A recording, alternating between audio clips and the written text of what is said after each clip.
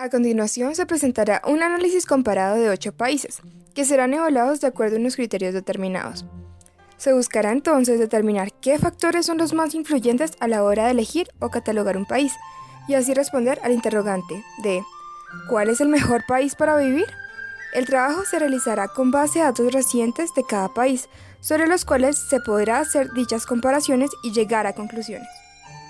Descripción general de los países. China,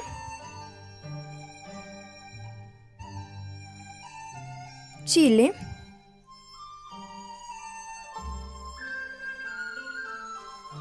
Colombia,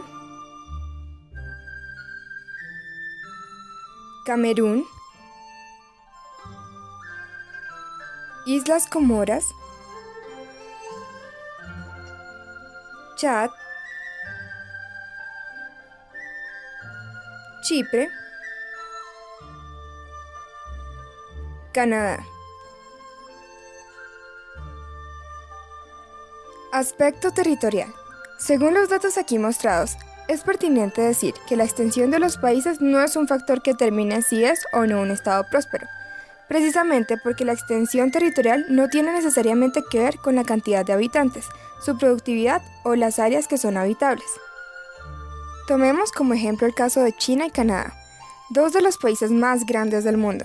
A pesar de que China es 387.710 kilómetros cuadrados menos extensa que Canadá, tiene 1.322.221.696 personas más, y esto se explica por el hecho de que gran parte del territorio canadiense es inhabitable, debido a que se encuentran en regiones extremadamente frías y desérticas, el escudo canadiense por ejemplo. En cambio, China es un país mucho más fértil, y las técnicas de producción agrícola desarrolladas por sus habitantes han permitido abastecer su población.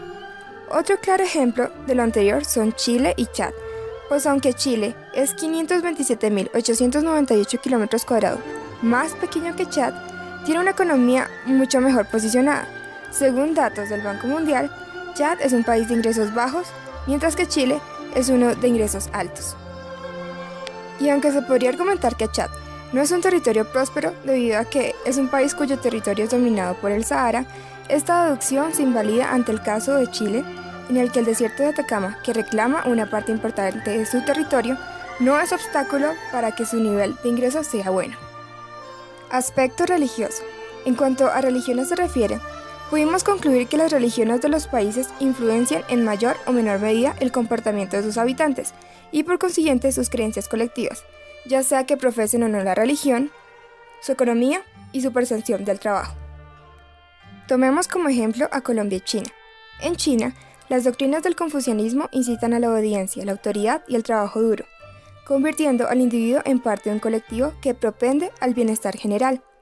En contraste, el cristianismo católico presente en Colombia no incentiva de manera tan profunda a sus adeptos al trabajo y al esfuerzo, asentándose esto de alguna manera en el adagio popular de Dios proveerá, así como en la aseveración bíblica de que Dios castigó a Adán por su desobediencia forzándolo a trabajar.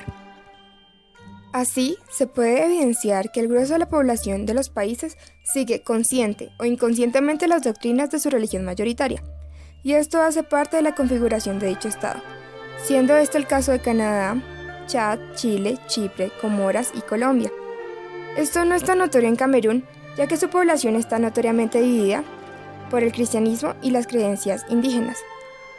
De nuevo, esto evidencia el impacto de la religión sobre la economía de los países, ya que en Camerún no es un país muy próspero y la religión podría dar en parte una explicación a dicha situación.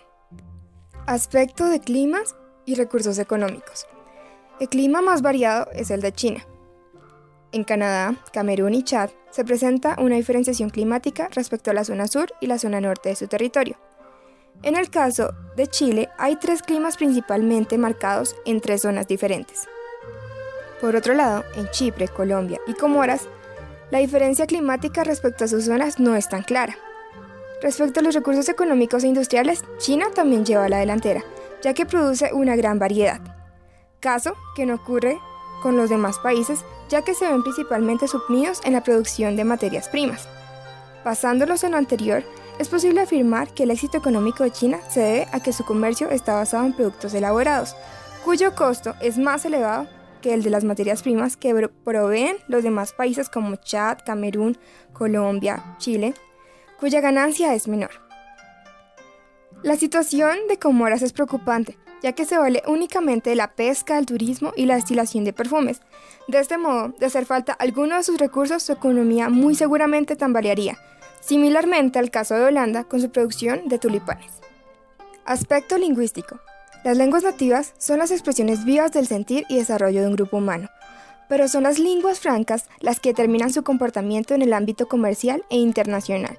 Nuestros países tienen lenguas oficiales tan diversas que es difícil hacer un análisis sobre ellas, pero las lenguas francas que manejan sí son fácilmente identificables.